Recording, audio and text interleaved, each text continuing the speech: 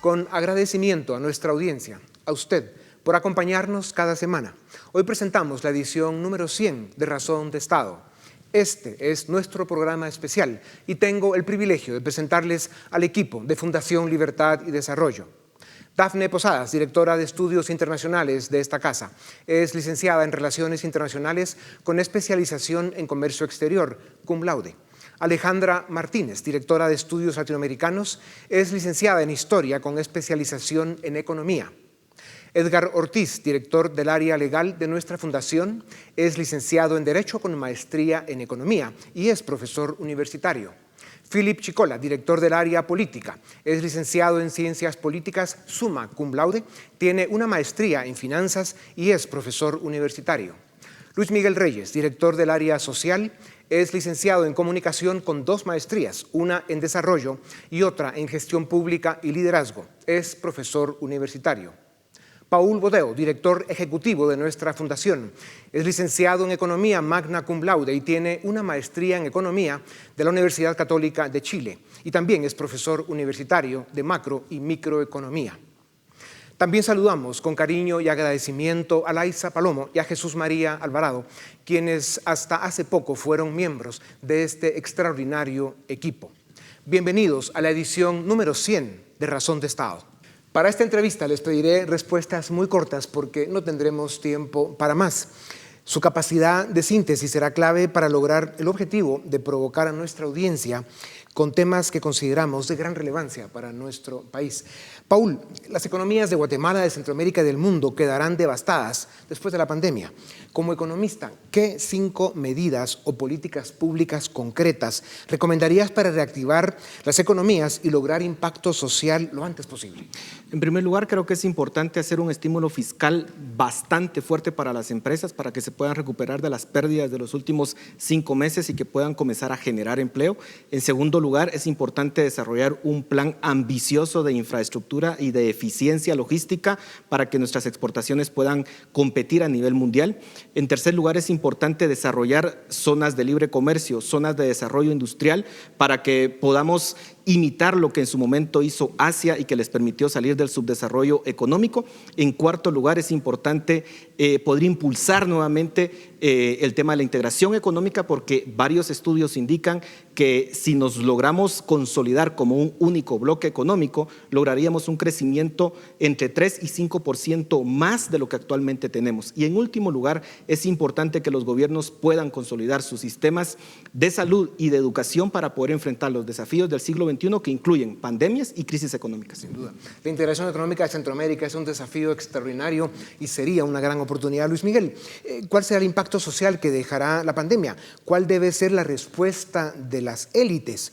¿Cuál es su responsabilidad? Nos va a dejar más pobreza, más subdesarrollo, más desigualdad, un sistema de salud devastado, por lo menos 2 años de retraso del sistema educativo público, lo cual es grave, esto va a ir acrecentando los problemas de conflictividad que tenemos en diferentes puntos del país y finalmente eso es caldo de cultivo para un proyecto populista autoritario de derecha o de izquierda, lo cual es un problema a todas luces. La responsabilidad que tienen las élites en este momento es reconstruir el país y es una responsabilidad que han eludido por muchos años y que es muy difícil que en este momento la retomen. Entonces, primero van a tener que reconstruir la política porque está llena de mafiosos y cualquier tipo de personajes y luego reconstruir un país que va a estar en pedazos. Entonces, el reto es enorme.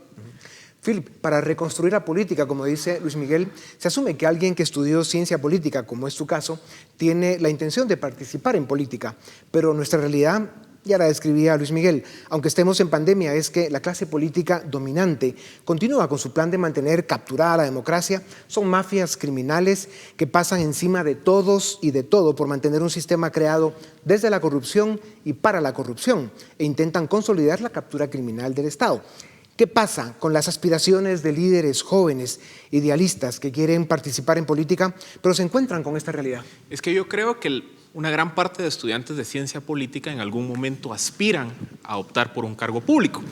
O sea, yo en lo personal la idea, por ejemplo, del poder local, de ser alcalde municipal o presidente de la República, pues siempre me ha llamado la atención. Pero creo que en estos 12 años de experiencia como cientista político he llegado a una conclusión, y es que muy poco importan las buenas intenciones o la preparación de una persona o de un grupo de personas si previamente no hacemos un esfuerzo por depurar el sistema político, por combatir a las mafias, al crimen organizado, la corrupción que tiene capturadas las instituciones, construir un sistema de justicia independiente y un buen sistema de partidos políticos. Sin esas precondiciones, cualquier persona, por muy buenas intenciones y muy bien preparado que esté, no va a poder hacer muchos cambios en nuestro país. Ya. Sobre tu candidatura presidencial, es un tema que vamos a discutir en uno a uno más adelante. Faltan Philip, algunos años todavía. Edgar, como dice Philip, que faltan unos años, el subdesarrollo político facilita la existencia de un Estado criminal, que es el que habrá que enfrentar. Ese Estado necesita mantener secuestrada la justicia para operar. ¿Cómo se siente un abogado en un país donde la justicia no funciona? Yo creo que hay dos sensaciones. La primera de frustración, porque también para un abogado una de las máximas realizaciones sería ser un magistrado de las altas cortes. Y cuando uno ve las cortes de los 90, cuando había magistrados de alta talla como Edmundo Vázquez Martínez, y ve las cortes de ahora, donde lo que hay son mandatarios del crimen organizado, pues hay frustración. Pero al mismo tiempo yo creo que hay un sentido de misión para la generación mía de reconstruir ese prestigio que han perdido las cortes, y creo que el gran legado que tenemos que dejarle nosotros a la generación de abogados jóvenes es la recuperación de ese poder judicial que hoy está en manos de gente poco preparada y que además tiene vínculos en muchos casos con el crimen organizado. Alejandra, el impacto social que causa una pandemia abre espacios a oportunistas, charlatanes y dictadores populistas. Como venezolana y alguien que salió de su país por persecución y por huir de una dictadura, ¿cómo ves la amenaza populista para Guatemala y para Centroamérica? Sí, la amenaza populista siempre está allí, latente. Vemos, por ejemplo, las andanzas del Grupo de Puebla, que a pesar de la crisis de la pandemia no se ha detenido y siguen en su afán de desestabilizar gobiernos democráticos y de consolidar sus proyectos criminales. Dafne, tu generación, los centennials, como les llaman, porque nacieron más o menos con el nuevo siglo, quieren empezar a trabajar, si es que no lo hacen ya. Se graduaron, quienes tuvieron la oportunidad de estudiar, y el destino les presenta una pandemia. ¿Qué significa para tu generación un golpe como este? Si ya era difícil antes encontrar una oportunidad, ¿cómo impacta la pandemia sus vidas, sus aspiraciones e ilusiones? Bueno, la generación centennial constituye alrededor del 50% de la población global y más del 50% de la población en Guatemala. Somos una generación que indistintamente si recibimos una excelente educación o no, vamos a percibir menos ingresos que nuestros padres e incluso que nuestros abuelos. ¿Y por qué? Precisamente porque somos producto de varias crisis. Crecimos en medio de la crisis financiera de 2008 y ahora nos toca enfrentarnos al mercado laboral de esta pandemia. En una encuesta, un sondeo que realicé para precisamente medir las preocupaciones de los jóvenes frente a este nuevo contexto, encontré que el 86% de la población encuestada se preocupa principalmente por temas vinculados a la economía. Y además de esto, este tema también, en esta encuesta intenté medir cuáles eran las emociones de estos jóvenes, y hay dos emociones predominantes. Por un lado, el miedo, porque obviamente nos enfrentamos ante un panorama completamente incierto, y por otro lado, esperanza. Y esto significa una excelente oportunidad, porque la generación centennial identifica que la crisis y la oportunidad son dos caras de la misma moneda. Así es de que estamos listas. Un tema extraordinario que merecerá muchos programas más. Vamos a un breve corte y volvemos en un momento para seguir con nuestra edición número 100 de Razón de Estado.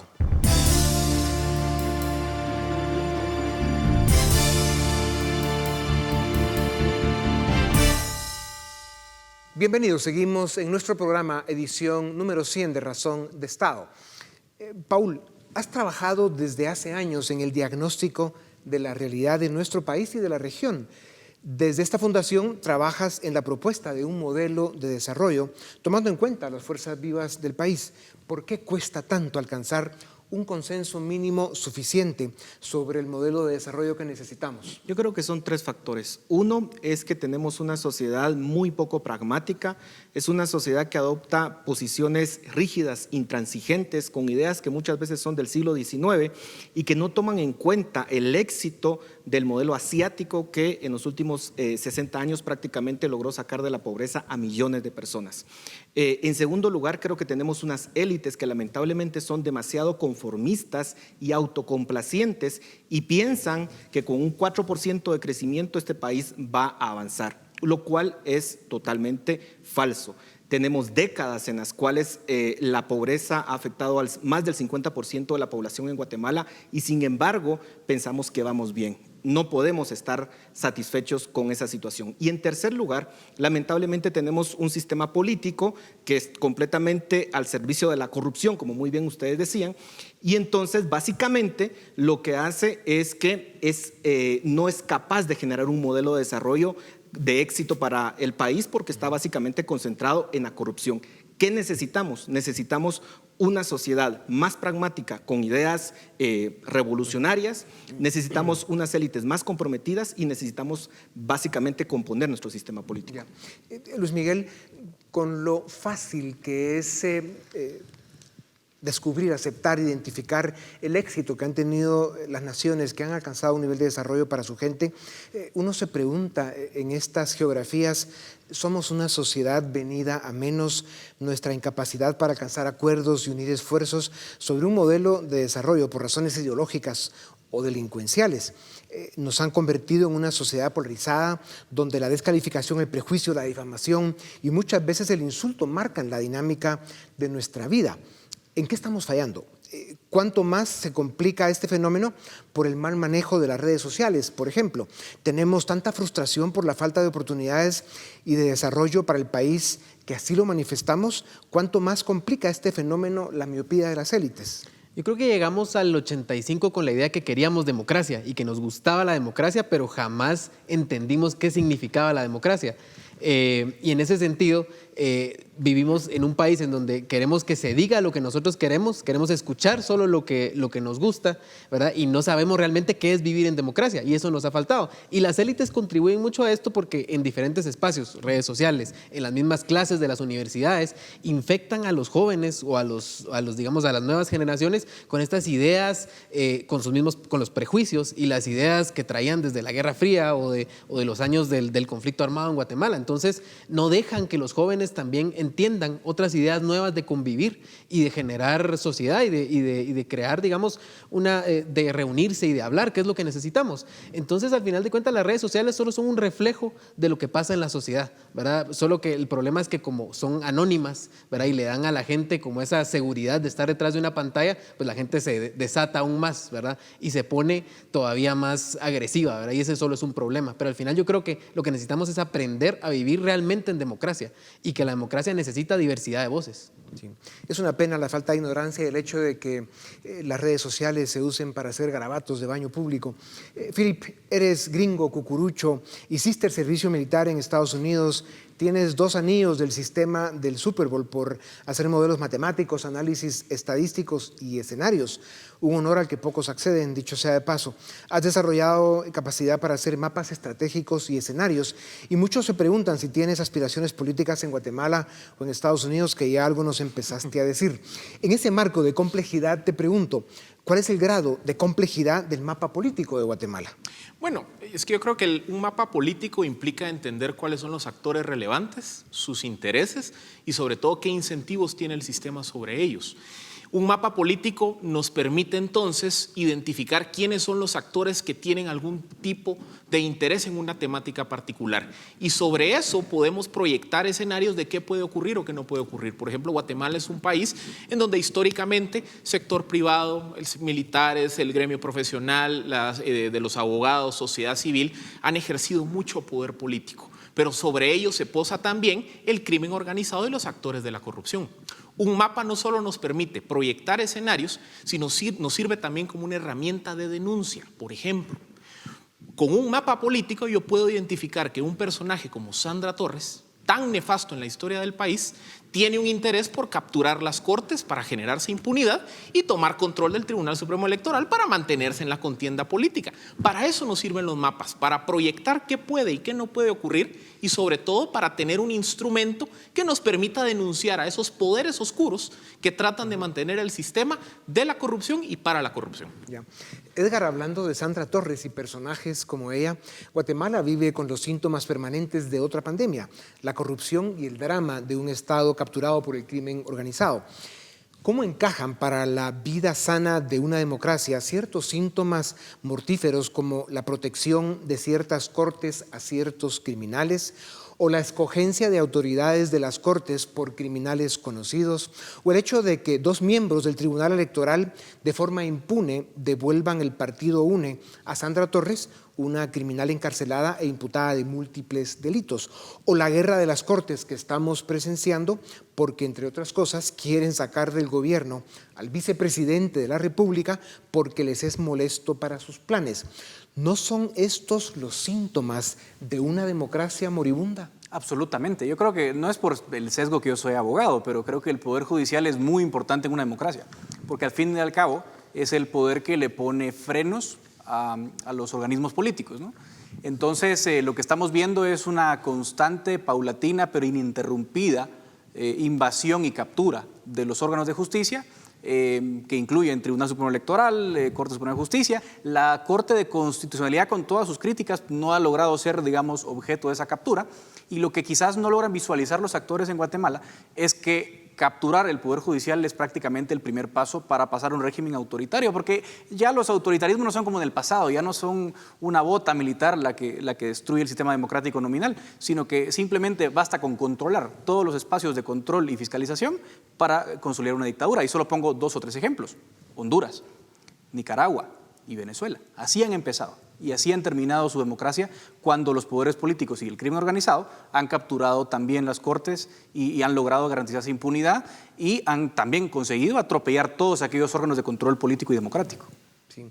A pesar de los lados, digamos, no oscuros que se ven en algunos organismos, en este caso la CC causó extrañeza un veredicto que salió esta semana sobre otro de los personajes del partido UNE. Alejandra, la historia de las pandemias, ¿murió más gente por hambre que por fiebre? ¿Por qué se refieren al COVID-19 como la gran pausa? Sí, históricamente las pandemias siempre traen mucho caos, mucho quiebre social. Y la evidencia que tenemos histórica apunta a que las secuelas de las pandemias, el hambre, el caos social, etcétera, a veces son más difíciles de resolver que la propia enfermedad. Eso es lo que nos muestra la historia.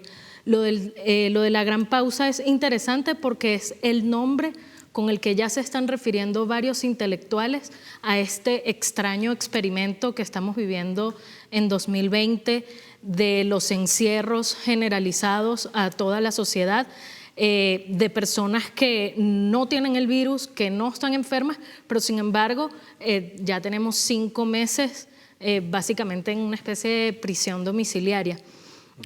Si nos vamos a la historia, la última pandemia que hubo hace 102 años, en 1918, no encontramos nada parecido.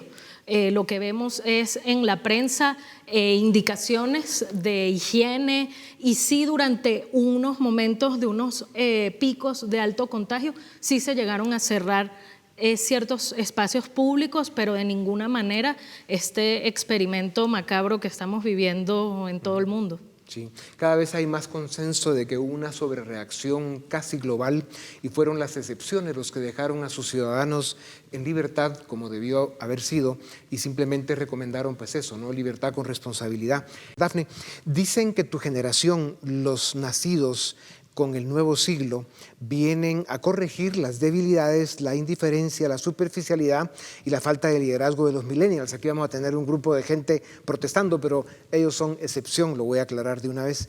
Sin embargo, esta falta de liderazgo en los millennials, como decía, que nacieron pues, en los años que se consideran a los millennials, que también es un motivo de discusión, pero están entre los casi 30 y los 40, según entiendo, o llegan hasta los 35 años.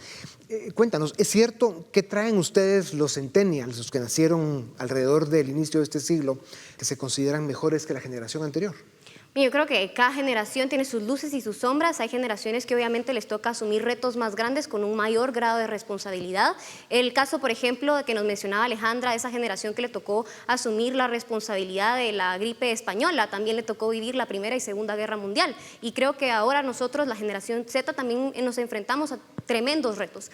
Hay 2 características esenciales que creo que vale la pena mencionar de la generación Z, y la primera es que no solo nacimos en la era digital, sino que crecemos con la era digital. digital. Y esto significa que nosotros utilizamos estas herramientas no solo para tener un mayor acceso a información, sino también para construir mayores redes de interconectividad. Y esto es muy positivo. Pero ¿son mejores ustedes que los millennials? ¿Son más pilas? Espero que sí. Esto es otra característica que tenemos los centennials, que es precisamente una característica de que tenemos un mayor grado de conciencia social. A pesar de que sentimos un alto grado de desafección por la política, tenemos esa conciencia social y utilizamos la tecnología como una herramienta para hacer denuncia de estas injusticias que pueden existir. Entonces, estas dos características unidas me parece que pueden ser tremendas luces para nuestra generación, pero creo que hay algo que debemos trabajar como generación. Pues yo sí celebro y les doy la bienvenida a los centennials porque la especie humana necesita correcciones importantes. Paul, la dicotomía económica de la Guerra Fría fue mercado o Estado. ¿Cómo queda esa dicotomía en los tiempos que vivimos y más después de la pandemia?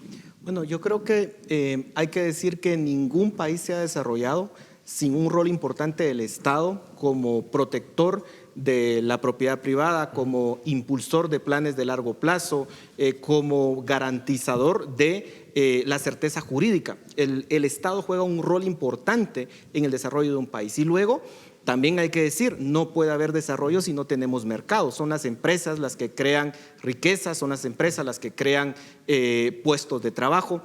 La clave aquí es cómo logramos una sinergia entre el Estado y el mercado. No tiene que ser uno u otro. Y en esta pandemia, sobre todo, el reto es muy importante porque tenemos que lograr que los estados puedan garantizar que las empresas se puedan recuperar de este golpe, en algunos casos casi mortal que recibieron muchas de ellas, que puedan generar nuevos puestos de trabajo, que puedan crecer y al mismo tiempo esos recursos fiscales que van a generarse por esas actividades económicas puedan servir para el Estado para poderlos invertir en un sistema de salud más robusto, en un sistema de educación mucho mejor estructurado y que también podamos tener una red social muchísimo más avanzada a la que tenemos actualmente y que el Estado pueda jugar ese rol subsidiario con los más necesitados. La clave es esa sinergia Estado y mercado. Una red social más avanzada es una condición fundamental para lo que plantea Paul, Luis Miguel.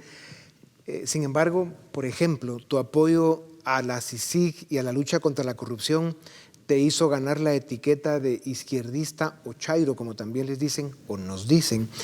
¿Qué perdió Guatemala por el hecho de que sus ciudadanos caímos en la trampa de poner etiqueta ideológica a la lucha contra la corrupción? Bueno, perdimos una gran oportunidad primero, pero el problema fue que permitimos que las mafias dominaran la narrativa y ganaron, que eso fue lo peor, ¿verdad? Entonces se perdió una gran oportunidad de abrir una puerta en el sistema político donde pudiera entrar una fuerza política más limpia a quitar a esas mafias del camino.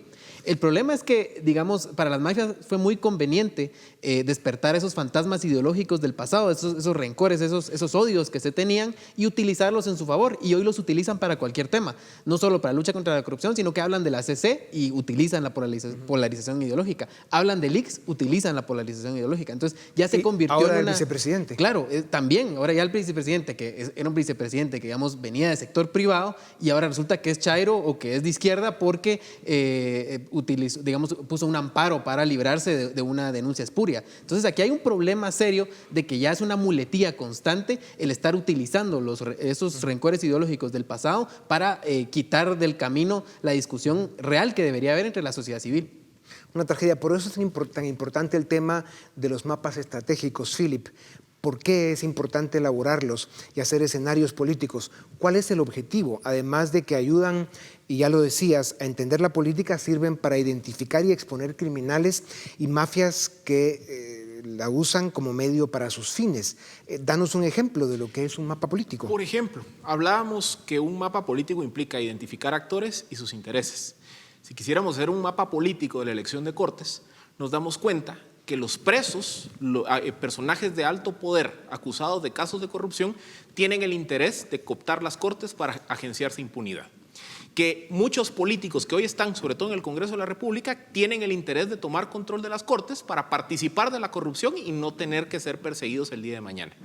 Que también el crimen organizado, el narcotráfico, quiere tomar control de las Cortes para ellos poder operar de forma impune. Entonces, ¿qué pasa? El mapa político nos permite identificar que están todos estos actores de la corrupción y del crimen organizado en una coalición para tomar control del sistema de justicia. Ese mapa político también nos permite identificar que esto no es un lío de derechas o de izquierdas, como decía Luis Miguel, sino es una lucha de las mafias que quieren capturar el sistema versus los ciudadanos que quieren evitar esa captura. Un mapa político nos sirve para quitar de en medio esa narrativa que nos quiere vender un discurso de la Guerra Fría para empacar una operación del crimen organizado por mantener un sistema capturado como el que hemos tenido en Guatemala. Yeah. Edgar, llevas casi 8 años en medios de radio y televisión, pero en 2015, con la caída de Valdetti y posterior caída de Pérez Molina, y en 2017, con todo el debate sobre la CICIG y por apoyar la lucha contra la corrupción, también te acusaron de chairo, de izquierdista. Un chairo graduado de la Universidad Francisco Marroquín y que en aquel momento eras el director del CES, el tanque de pensamiento de la UFM, una gran escuela de la cual, por cierto, también yo soy graduado. ¿Qué te dicen estos excesos o síntomas de sociedad polarizada por razones equivocadas? ¿Qué nos sucedió? Yo concateno la respuesta que voy a dar con lo que ya decían Philip y Luis Miguel. Yo creo que algunos dicen que hay dos fuerzas que mueven al mundo, la esperanza y el miedo. Algunos vimos una esperanza en esa lucha contra la corrupción y por eso apoyamos el esfuerzo y vimos una salida ante una captura al Estado que era casi total en aquel momento y que lamentablemente ahora parece que vuelve a ser la realidad. Pero creo que a otros les ganó el miedo y a lo mejor fue porque las mafias fueron más inteligentes en plantear un discurso que apeló al miedo de muchos y algunos, por mafiosos, obviamente, utilizaron el discurso del miedo y otros padecieron ese temor y prefirieron el statu quo de un Estado completamente disfuncional por el miedo a que lo que fuera a venir en lugar de lo que teníamos fuera peor para su condición personal. Entonces, esa creo yo que es la explicación que más nos, ofrece la realidad actual. Creo que el miedo sigue permeando en muchos y por eso muchas personas honestas al día de hoy siguen siendo renuentes a cambiar el statu quo simplemente por el miedo de que lo que venga sea peor de lo que tenemos hoy. Nos quedan pocos segundos, pero quiero 2 respuestas más. Alejandra, eres venezolana, perdiste tu país, saliste huyendo por la falta de libertad y de oportunidades y por persecución. ¿Cómo describes la emoción, el dolor que se siente perder tu país y verlo destruirse en manos de unos criminales? Sí, es indescriptible ver cómo un país que si bien tenía problemas durante 40 años, pudo establecer un proyecto democrático de modernidad que, de nuevo, dentro de todos los problemas que puede tener cualquier democracia latinoamericana, vino a ser completamente arrasado por un proyecto criminal y más dictatorial. allá de una respuesta intelectual de la que eres muy capaz, tus ojos se ponen muy brillantes. Sí. ¿Cómo puedes controlar esa emoción? Bueno, intento vivir el día a día y pensar en el presente. En el presente estoy en Guatemala y es un país que me ha dado muchas oportunidades, que agradezco, y es un país donde aprovecharé toda mi capacidad para que no pase lo que le pasó a Venezuela. Es un privilegio para esta fundación tenerte con nosotros. Dafne, a tu corta edad, 23 años, ya eres figura pública, creando opinión, formando a la gente que te escucha. Es una enorme responsabilidad. ¿Cómo valoras esa oportunidad y el hecho de ser parte de un equipo de trabajo tan sofisticado como el que nos acompaña aquí hoy en pocos segundos? Bueno, Dionisio, la valoro enormemente y creo que, como usted lo decía ya, es una enorme responsabilidad, no solo reconocer los enormes desafíos de integrarme a un equipo de profesionales que me llevan al menos 10 años en experiencia y conocimiento, sino también de asumir desafíos a nivel de país por la construcción de un país que, como dice Alejandra, que todavía tiene muchas oportunidades, pero sobre todo que merece la pena luchar por el Estado de Derecho, por la democracia, por la división de poderes y sobre todo por la libertad. Te seguiremos viendo año con año para ver a dónde vas, porque tienes un gran futuro. Gracias a ustedes, pero sobre todo, gracias a ustedes por acompañarnos. Esta es la edición número 100 de Razón de Estado. Esperamos entregarles otras 100 más, dando cada día nuestro mayor esfuerzo. Muchas gracias y hasta la próxima. Esto es Razón de Estado.